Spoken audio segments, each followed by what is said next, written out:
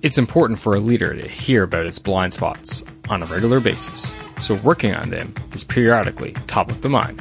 Scott Weiss said that once.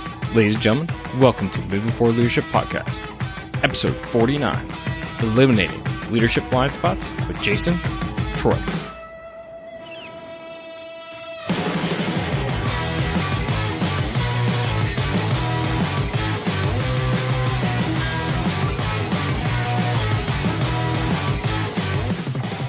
Hey everybody, welcome to the Moving Forward Leadership Podcast. It's your host and founder, Scott McCarthy, back with another great episode lined up for you today, folks. I just want to say thank you. I want to say thank you to all of you out there listening, whether this is your 49th time or your first time. Thanks for coming out and supporting the show, supporting the podcast, and most importantly, helping yourself develop your leadership skills. Because that's what we're all about here. We are about building and developing better leaders. Because Lord knows there's enough bosses out there, right? People who are arrogant, egotistical, don't care about anything but themselves. We don't need more of that in the world. What we need are people who take vision and drive them forward, empower people, develop people, and basically take care of the organization as a whole and not just the individual themselves, okay? And that's what you're going to get here, all right, folks? You are going to get world-class guests such as Jason Treu, and I'm going to extract their knowledge, information, so that it's basically practical tips and advice for you so that you can turn around and implement that tomorrow. And it doesn't matter if you are in big business, small business, not-for-profit, heck, stay-at-home parent, government, I don't care. We all need our leadership skills, and that's why you're here, and that's why I'm doing this for you. Now, before we dive into today's episode and introducing Jason, I want to let you know, we're at 49, episode 49. This episode is actually going out late, unfortunately. However, just in a couple days, because I'm going to keep the schedule as what it should be, episode 50 will get released. And episode 50 is a big one. It's something I haven't done before. And it's completely different than the previous 49 episodes. And you're going to enjoy it. So be sure to go and subscribe to this podcast if you're not already subscribed, okay? And it's easy. movingforwardleadership.com/subscribe, and you can easily pick your basically podcast player type app of preference, whether you're on iTunes, Android user, RSS, however you want to listen to the show, it's there for you. Again, that's movingforwardleadership.com/subscribe, okay? Because, yeah, episode 50 is going to be a big one. My guest today, Jason Treu, okay? Jason is an executive coach who works with, obviously, executives, but as well entrepreneurs, rising stars, and anybody who's willing to work with him to maximize their leadership potential and performance. He's basically helping them build and execute their career footprint. He's also a best-selling author of Social Wealth. He's been on a TEDx talk, which is going to be in the show notes. And he just enjoys coming on podcasts and sharing his knowledge.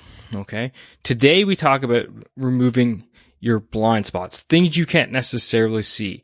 And as well, we talk a bit about mindset and how to incorporate proper habits into what you do.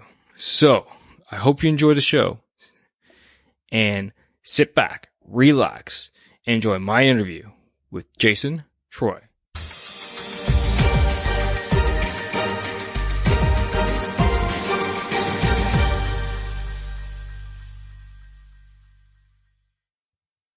Hey, Jason, man. Welcome to the Moving Forward Leadership Podcast.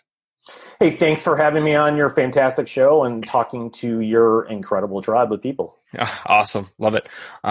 Thanks for coming on out.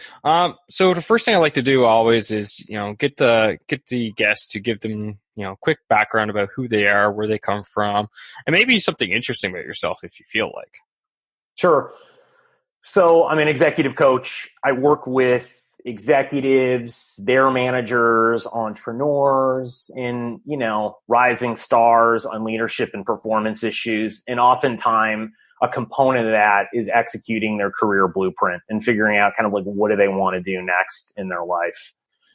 And, like every entrepreneur, it's a windy up and down road. And it started out when I was getting my law degree and master's in communications at Syracuse University. I was starting to interview for second year, internships in New York City. And, I talked to third years and I got all the questions and I knew some of the people and their hot buttons. And so I was super prepared. And then, the only question that I was told to ask at the end was some sort of softball, easy question to lead the interview. And I didn't really ask people because I figured, okay, well, how hard this can be, to ask an easy question. Well, apparently it was a lot harder than I thought it was. So I asked people, at the end of my interview, are you happy? Right? Or some form of that question. And every single interview, the 30 interviews I had, it was the longest for me to ask and for them to answer. And there was always a long pause and their eyes were darting. And I realized that either they weren't happy or they were so surprised that someone would ask them the question, they didn't even really have an answer, which, like for a lawyer, that's really surprising because they pretty much know every answer before you ask the question. And so I thought to myself, I didn't really notice it until I got probably in the 20s. And then I really took note of it. I was like, this is really kind of weird. Like, is this really true? And then I was conscious in the interviews and I knew that it was. And then, after doing all that, I said to myself, like, who am I to think that I can do what these 30-some incredible individuals, smart, motivated, can do and be happy, right? Like that seems to me like a really tall task. So I decided to do technology, and it was something other than I want, like in the background, I was always passionate about it, but I never thought about doing it as a career. And then I went out to Silicon Valley and, I got to work with Steve Jobs, Mark Cuban on his acquisition. I got to work on Pixar. I got to work on a lot of big, companies and opportunities and venture capitalists. So it was a great opportunity to soak things up and learn and just be a part of everything and see the ups and downs. And I did see, a tremendous crash. And so then I moved to Dallas to be closer to my mom because I just wanted to be near her at some point. And she had moved down here from Chicago. And, it was great to move to a new city again, but I was starting from zero and I didn't know people. And so when I got here after a few years, I was like, I know people, but I need to figure out like how to meet a lot more people.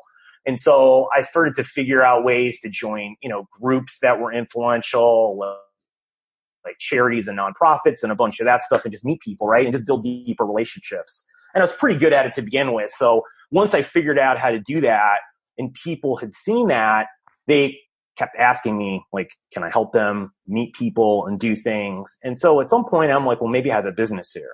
And so I went to someone who had an existing business and I thought, well, if I can prove a model out where I can teach people how to build a social life, and there isn't any business out there that's like that at this point, then I can take that nugget and build it into something more on the business and executive side, because the relationships are obviously essential to being successful in whatever you do, right?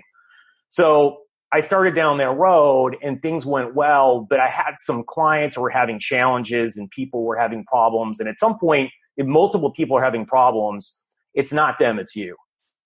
So what I realized at some point is something internally was holding them back from doing all these things. And so I sought out people who were really good at rapid behavioral change, right? And I took a broad base of people who are life coaches, people who are doing spiritual things, people who are doing therapists. I didn't really care. I just sought people that I could resonate with.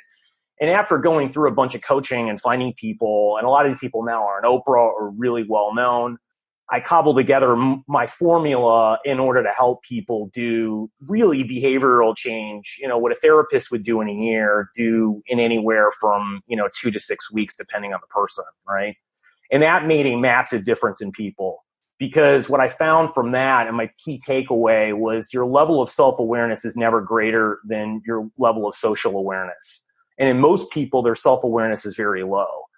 So if you can increase that once you let people out in the real world and they build relationships, there's pretty much no stopping them at that point, because they have a lot of clarity on the things that are going on internally that are holding them back and that have stopped them, their blind spots and other things. And so then it was kind of off to the races, and, I had a partner and that fell apart, that's a pretty common story. And then the process of writing a book, and then, built the business and did a TEDx speech last year. And so, it's kind of an iteration of going up and down and everywhere else, but it's also a lot of curiosity, right? One of the things I think that's really helped me is that I'm always learning. I'm always getting coaching. I'm always getting help. I'm always learning, so I can stay on the cutting edge. And I think a lot of people get lazy and they don't invest in themselves, both personally and professionally. And what happens at some point is then, you stop growing and, you stop putting out great content. And I don't mean to pick on him, but I'll mention someone that I know people brought up, like Simon Sinek. Like, he brought up that book, Why, and there's a lot of great stuff. And then that's the only thing he's only really done. Yeah. And right. In the successive books, when you look at the reviews and stuff like that, you'll see those comments. Yeah. And it's really interesting because someone like that is obviously super smart. And so there's something going on that there's no evolution, right? Because I don't believe that smart people just fall off the side of the cliff. There's something else always going on. And because you see like someone like Tony Robbins, which is the opposite, right? I mean, he's just building his empire and he's doing all these different things and learning and evolving.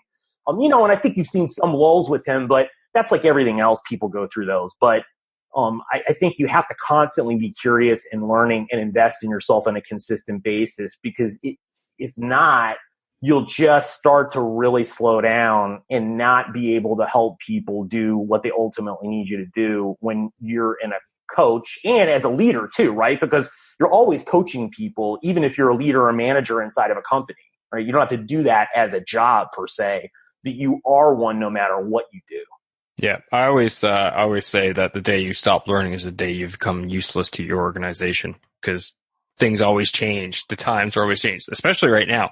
Holy crap. Like, the pace at which things are changing today, especially due to the influence of technology. If you're not learning, you're not keeping up with pace, you're useless, man.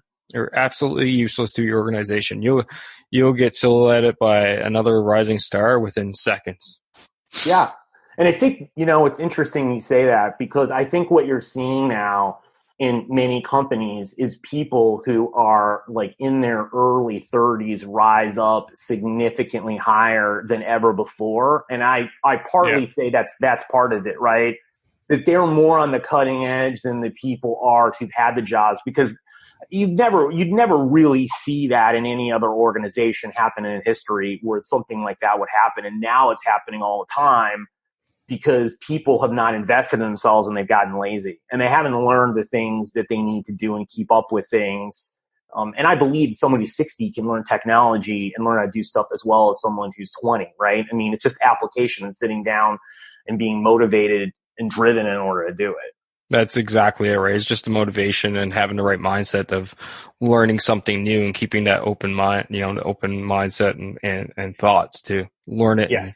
And, accept the new ways of doing things. So with that, what I'd like really hit on, we're kind of skirting around it, but it's definitely talking about, mindset, finding blind spots and then turning those blind spots and changing them into, good habits and routines to basically make leaders the best the version of themselves they can be. Because I believe that, yes, your people in your organization have to come number one, but at the same time, you have to take care of yourself first in order to take care of them. So I think this would be a great way to gauge this conversation. Yeah, and I think that it's interesting because I know we were talking before the phone call. So I've been starting to take a look at, what do top companies do, meaning Forbes top workplaces, Fortune top workplaces. And I've spoken to some people that are higher level that are getting more one-on-one help and other things in there. And I really believe that a lot of the coaching out there is doing a disservice and not really getting at what are the hot buttons to help people and not getting into the nitty-gritty and doing really the hard, deep work. And so what happens is you do a lot of superficial work. And so you're getting people incremental results. And so it looks like that, but you're not getting them exponential results, because that requires you to go deep and look at people's childhood, their traumas, the things that are really holding them back in order to do that. So for instance, like I just spoke to someone at Forbes top is number 2 or 3 workplace on there. And, they talked about, the one-on-one coaching they had was an executive coach who came in and did a 360 review and then spoke to colleagues and other people in the company to get feedback. Well, the problem with that is that you may be getting feedback on that you are a, really difficult person to work with, but that necessarily doesn't mean that's your blind spot.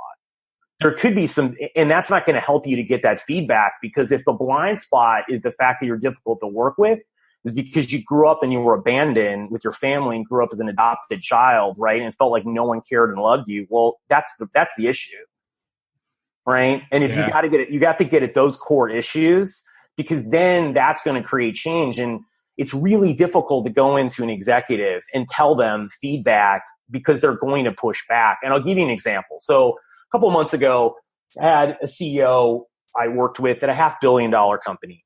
And he said to me, well, I have a leadership problem, right? My team is not performing as well as they should. I know they can do better. I know that there's much more we're capable of doing, and it's just not getting done, right?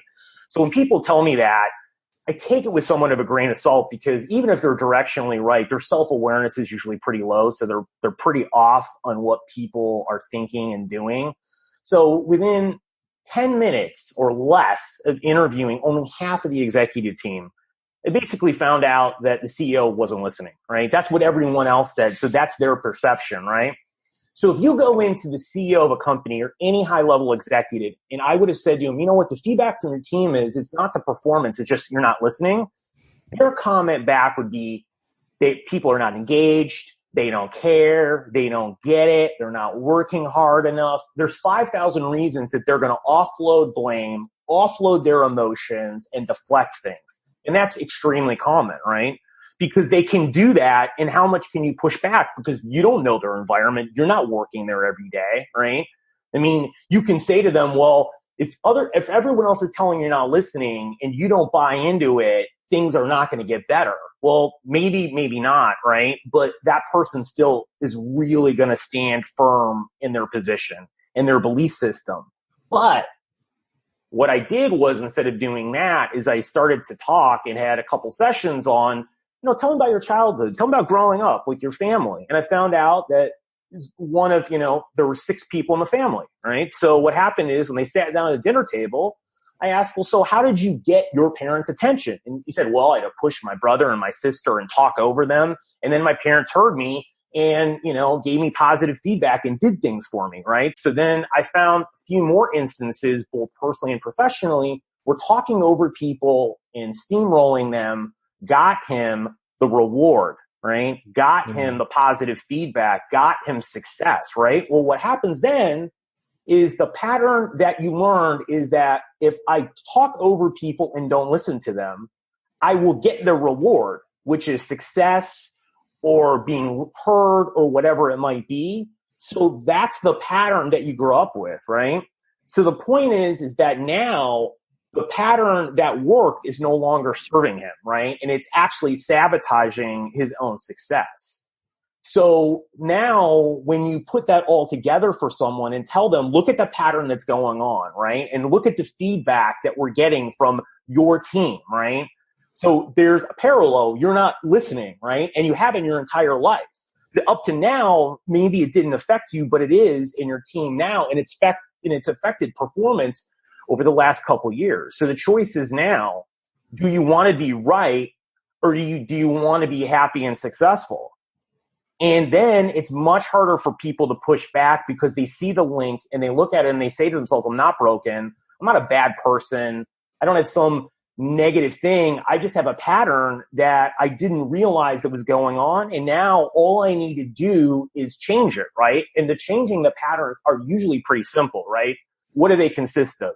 Talking last in executive meetings, right? Practicing empathy, meaning that when you do one-on-one, instead of saying something, ask people questions and draw it out, and then start to think, how would it be in their shoes versus what he believes to be true, right? And asking more why questions and how would you solve it, right? And then doing some other things to get to know some people on a much more personal level. And there was a few more things added on to that, but what happened is in 30 days, all this stuff turned around, right? Performance levels went up. He was happier. His stress went down. His team was happier. They felt like they were being heard. But it never would have happened had you just gone in and told someone you need to change. Wow, that's that's a lot of powerful stuff. And the thing that really interests me there is you diving into their, deep into their childhood and drawing out some of these issues and relating them today. So I guess the next question is like, what one is, two-part question. One, why is it so important to do that? Actually dive in deep into that, that level of detail of someone's life. But second one is how did you come about, figuring that out? Yeah, well, I realized that life is more pattern recognition. And I think that people respond much better when you do that, because if you come in and say you're doing something wrong, people first, because your brain is wired for survival, not happiness, and it's wired on fear. What happens is when I say to you that you're a really bad listener, you immediately go into a negative thing that I'm broken. And the problem with that is then there's a lot of resistance because now you're picking on me and I get entrenched. But if I point a pattern that's much more neutral, especially for smart, successful people, they can look at the data and they say, wow, I've just been doing this my whole life, right? It's much like, it's not that I'm bad or good or anything. And that's what I say to them. It's just, this is what's been going on. So now the point is you just have to change the patterns and you'll have massive level of success in your life, right?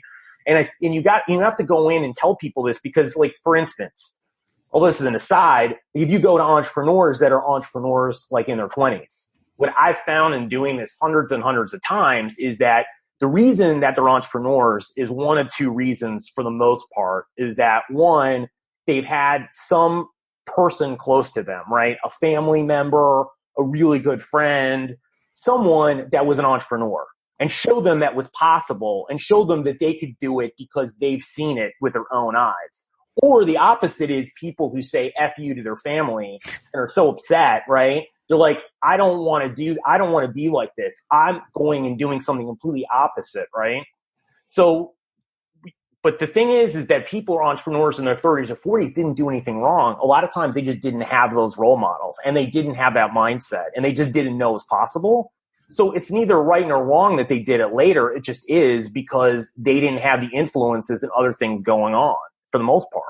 And when you point that out for people, then they see stuff, right? It's kind of like the other thing I've like, this is just a small thing, but like someone who's from an alcoholic family will often marry someone who has an alcoholic in their family too, right? I mean, there's patterns in these things that are going on and the decisions. It's not like these things just happen by chance, right? So your life is ruled by patterns. So I started to realize this because it just, I was looking at people who were doing rapid behavioral change. Why? What are they lacking in their life? Like, where's the real problem in digging down really deep? And I started to realize that you have to start asking a question from people. When's the first time you felt like this before? When's the first time this has happened to you before? And then in most of those instances happen under the age of 10, right? If people really dig deep, because that's usually when they start for most people. And some things happen later, but a lot of them start then. And what happens is then the emotions start coming out and then you get into limiting beliefs, right? Like, I'm not enough. I'm not this, right? Or who do I think I am? Imposter syndrome starts even at a young age. And when you start drawing out all of these emotions on the table, people get crystal clarity about where they've been, how they've gotten where they got today. And then it's much easier to move forward because their life makes a lot more sense to them. It's not just some puzzle that's out in the corner. They actually put it together on the table and they can move forward with much more clarity because they understand the things they've done well. They've taken accountability. They can see these things and they can share them with other people. And when you get to that point, you're much more vulnerable to with people. And when you're vulnerable to other people, you make it safe for them to share with you, right? And then you open up conversations. And if you're a leader or someone else, that's where the magic happens. And then you're much more courageous in your actions and you're willing to do things that you haven't did in the past. Because I think there's a fearlessness at some level. I don't have anything to lose because I know what I've done. Like I can come to the table and tell you my flaws, my faults, the issues. I know where I've been. I know what's gone on. And I want to move forward and I want to take people with me on that journey. Sorry. That actually dovetails into the next part of what I got in my mind for a question. It's really interesting that you're talking about how leaders then will start opening up and start communicating better. How do you see this working towards helping building teams, the identification of your blind spots? Well, I think it's a pivotal part of building teams, right? So when you look at the research, because I did my TED Talk on this, my TED Talk was how to get coworkers to like each other. And there's a reason we'll get into like is so important. It's a tough pill. It is, but it's actually easier than people think. No, for sure. But when I was looking to the research, one of the things that jumped out as I looked, at Google, because they have one of the top workplaces and they've done a tremendous amount of research and looked at all the data to try to build much better teams, right? I mean, they're not perfect, but they've certainly done a considerable amount of work. So a few years ago, they did this thing called Project Aristotle, and they spent 3 years on this, and they wanted to see how to build a perfect team, right? So they took their top 180 teams and really dove into all the data. They hired outside researchers from most of the Ivy League schools to come in, look at the data along with their people, and try to find whatever trends were, because then they could use that to create and train and uplift the entire business by figuring out what are the characteristics and qualities, right? So you think that would be easy. Well, the problem is they couldn't figure out because no data or no trends were appearing on all the teams. And then one of the researchers was in a team where a manager told his team he had stage 4 cancer and, may not make it.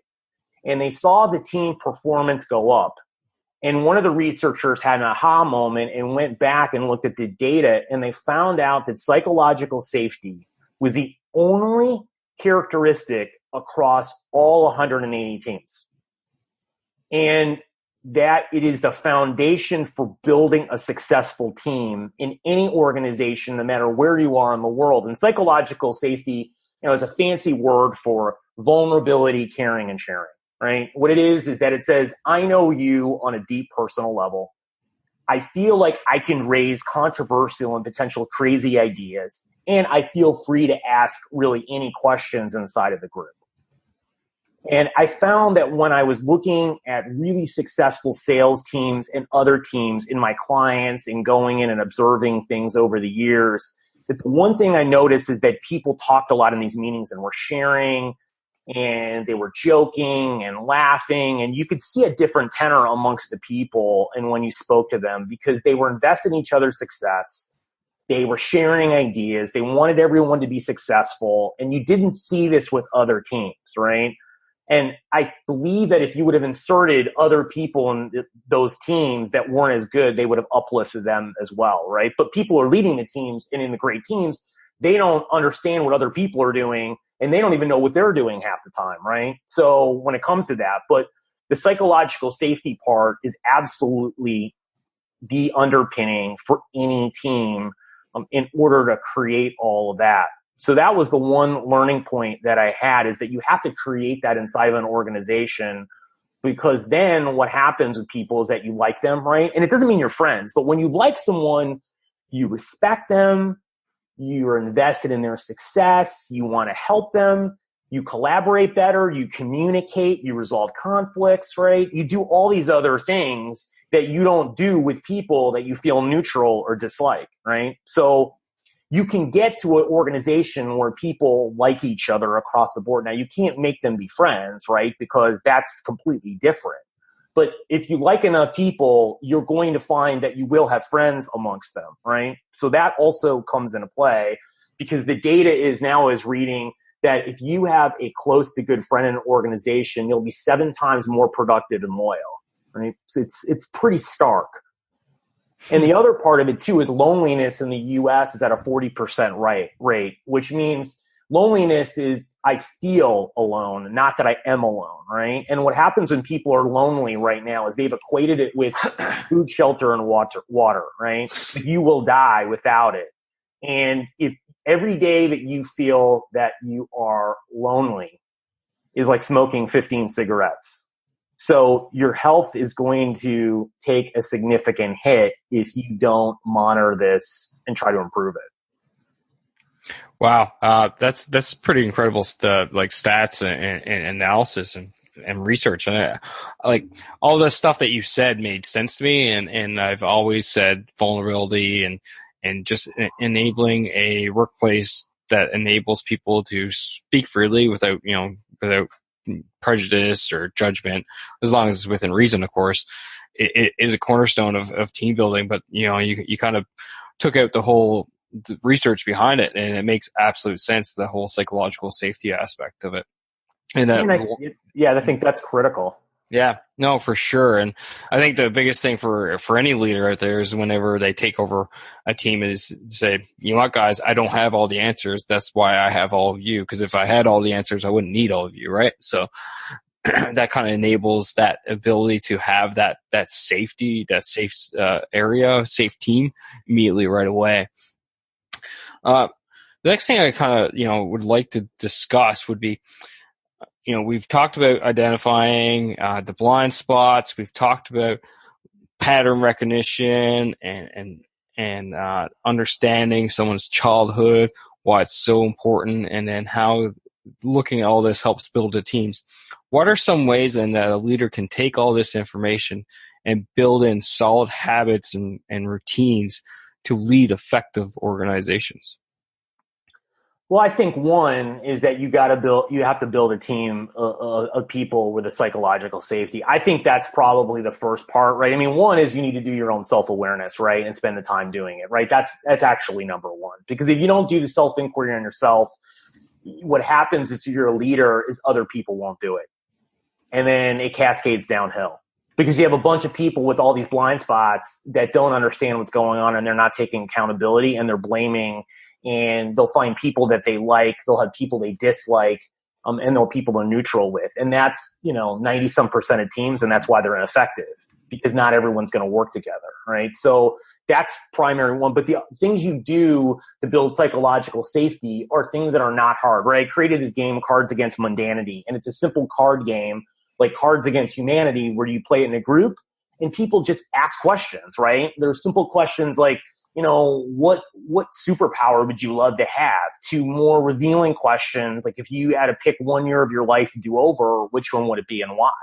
Right. And when you share in a group, it's not just the experiences you're sharing the emotions, and everyone's felt loss, anger, hurt. Well, people can relate way better to you. So now you getting people to galvanize with each other, to get to know each other, to realize that they're not just Joe or Bobby or Sue or Julie, they're actual people with feelings and emotions and a past and a history, and they've had struggles and they've had pain and they've hit their own rock bottom, right? And that humanizes people, which then creates a whole other level of trust, right? Because the key with trust is you care about someone. That's the biggest component of it. That trumps everything else, right? And you can do things like, I've had clients, I've had them go and do things like have a picture in the beginning of every meeting.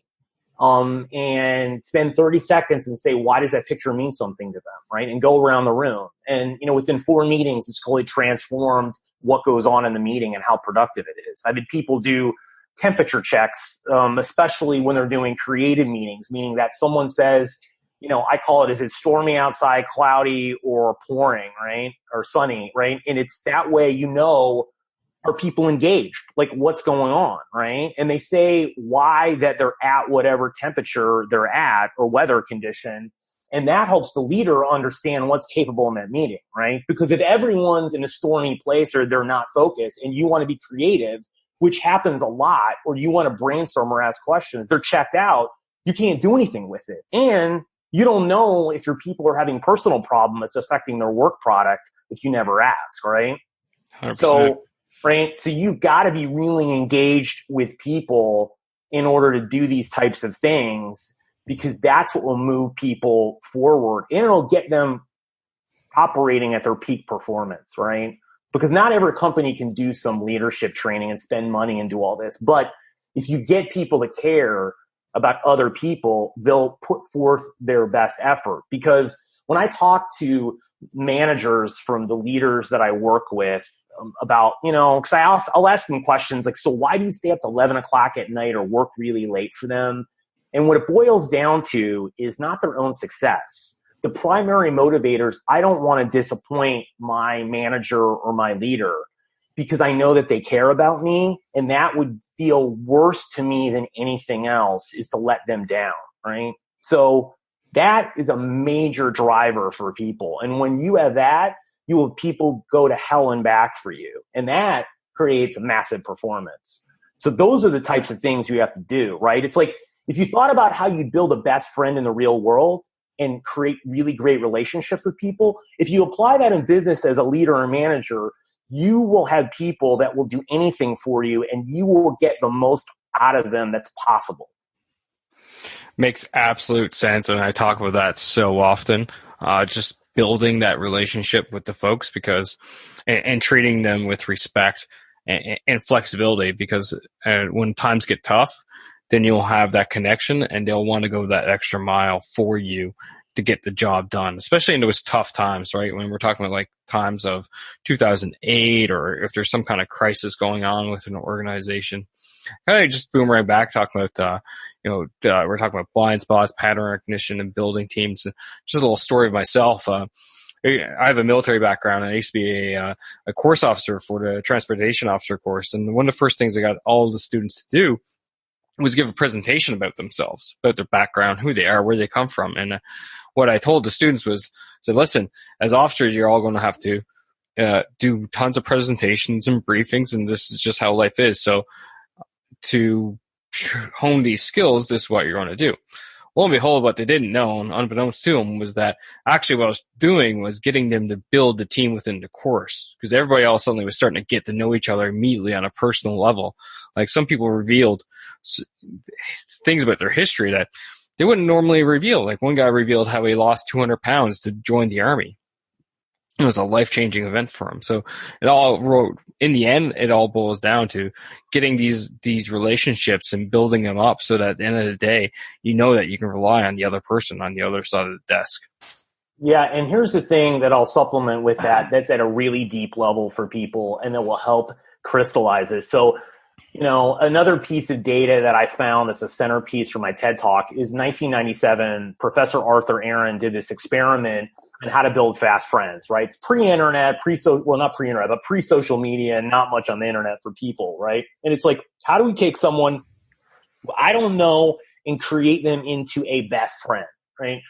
And they wanted to do it as fast as possible. So he did this experiment where he gave complete strangers that were grad students that didn't know anything about each other 36 questions and only gave them 45 minutes to both answer these questions back and forth, right?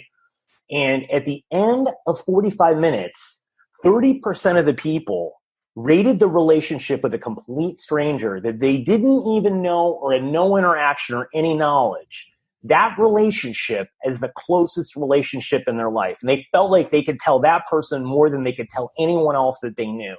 And they've replicated the study dozens and dozens of times. And it just goes to show you what you're doing or what you did tapped into the power of that, which is we really don't know the people around us because we don't really ask hard questions and we don't really dive in deep. And that limits our ability to build relationships. And if you can do that in 45 minutes and replicate that study, it just goes to show you kind of how lazy we are and what we don't do. And if you do that, the power in that is tremendous, right? So the power of what you did that was probably even more than you could even fathom or see because you built bonds and connections from people because now they knew all this personal information and could relate to all that stuff. And really that galvanizes a group. And it goes back to psychological safety, right? So it's all, It all comes full circle. Absolutely.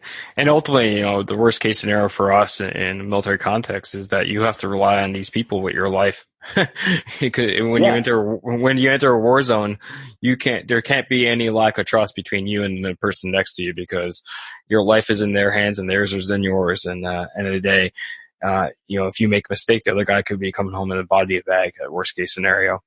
Jason, man, this has definitely been a powerful conversation with some really deep research and statistics and ideologies. This is one that probably I'll definitely go back and listen to, if not 2, 3, maybe even 4 times from now. As we wind down, I got one last question, which I ask all my guests, and that is, what makes a great leader according to you? I think a great leader becomes accountable in bringing out the best in other people, and then also really in the processes for the organization. Because I think the accountability is really important, because then you're completely invested in the people. But it's not just the people. You have to also be invested in the processes that are going on inside of your organization, because, I find that you don't need to reinvent the wheel. There are people out there that have great things. You just need to go figure out what those things are and implement them, right? And that's part of what creates a great practice. You don't need to reinvent the hiring wheel, right? There are people out there doing a great job. You just need to figure out what that is and institute that inside your organization. No, it makes absolute sense. I couldn't have said it better. Accountability is definitely a cornerstone leadership and foundational leadership in my mind, because at the end of the day, you gotta be credible, and you have to be accountable, to yourself and your people and your organization. At this point in the show, this is where I'd like to flip the mic over and, give yourself, 30 seconds to a minute or so. If you got any final thoughts, how people can connect with you, what you're all about, feel free to give yourself a shameless plug, basically. Sure. Well, you can go to my website to find out, coaching information. You can go and take a look at my book, Social Wealth. It's on Amazon. It's done really well. And then you can go, and that website is Jason, and then it's Treu, but it's spelled Treu, because my parents didn't change the name. So it's Jason, Treu.com. And then you can also download Cards Against Mundanity, which, I've now gotten, I think, like 1,000 people that have played it so far. And you can go to cardsagainstmundanity.com, and it's 5 minutes to get it all set up and play it. And I give you all the instructions, and, you can play within like 45 minutes, and you'll see a pretty immediate impact in the organization. And it's a lot of fun too. And it's free. And so anyone can use it in anything, and you can use it with your partners. You can use it with suppliers. You can even use it in your personal life, and you'll get a significant benefit, and you'll find it fun to play too. That's awesome. And for the audience out there, as always, make it easy for you guys. Just head to the show notes, as I listed earlier, and his book, the game, the website, and even his TED Talk, I'll have in the show notes for you all. Again, as always, just sit by and wait for after this interview, and I'll have my key takeaways with my interview with Jason today. Jason, again, man, thanks for taking your time, coming out, talking to myself and the audience. No doubt there's a lot of great things to take away from this chat. Great. Well, thanks. All right. Take care, man.